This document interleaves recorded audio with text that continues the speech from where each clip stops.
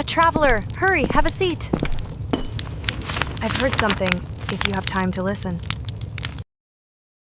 Some secrets are not kept to protect a child from danger, but to protect the world from the child.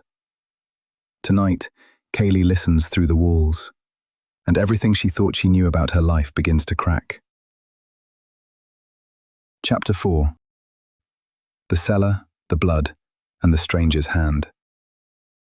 Upstairs, she slipped slowly into her white silk nightgown.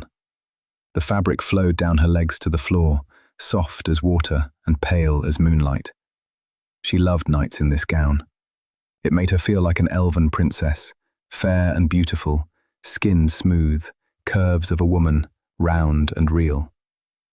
Her candlelit room was comfort made solid. A single feather-stuffed mattress, a large blue-dyed quilt her mother had made. Simple colours, simple life. In the corner farthest from the door, by her one window, stood her armoire, tall and proud, holding every piece of her life. Everyday dresses, nicer town clothes for the few fancy affairs they seldom attended, slippers and thongs, corsets and all such things arranged as neatly as her mother demanded. Kaighleigh closed the wooden doors with loving hands. Her father had made it for her. She traced the smooth wood, the iron clasps, remembering the day he'd given it to her for her 12th birthday, so she wouldn't have to keep her clothes in a chest like a child. She owned only one piece of jewellery.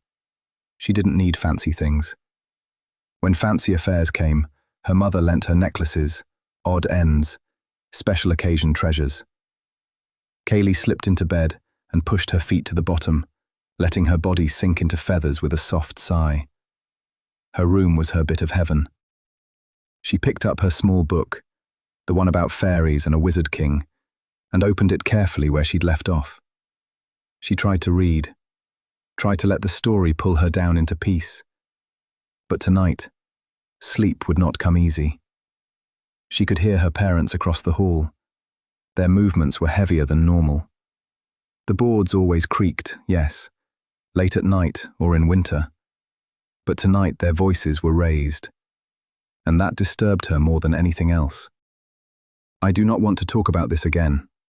Her father's voice cut through the wall. Kaighleigh looked up, book forgotten in her lap, eyes fixed on the place where their room would be through two walls.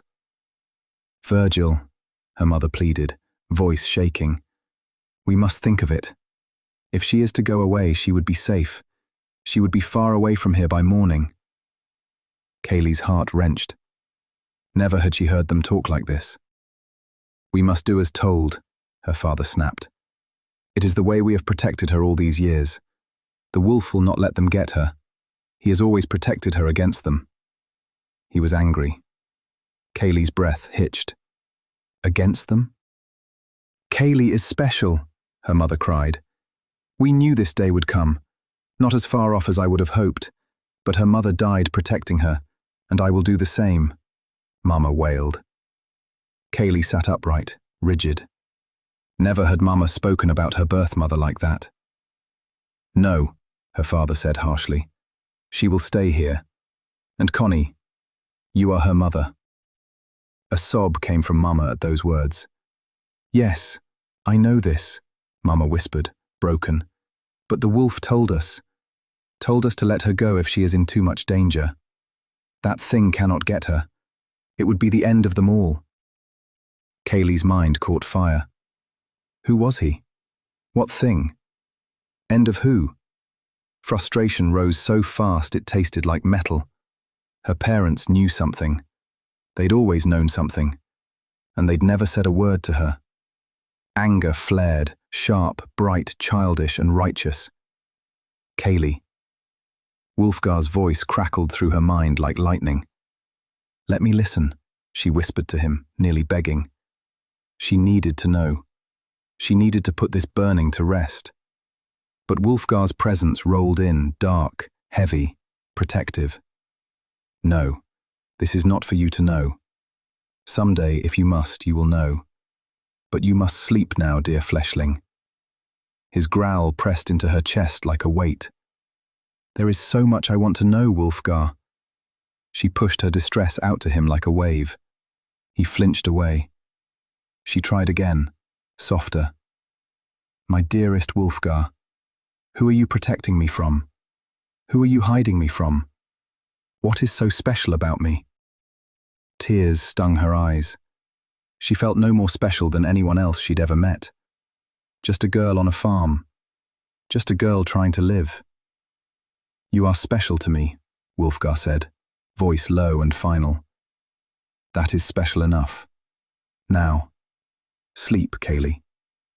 She wrenched her thoughts away, but he cradled her back like hands closing around a candle flame. The same dance they always did. She pulled harder. His grip held firm.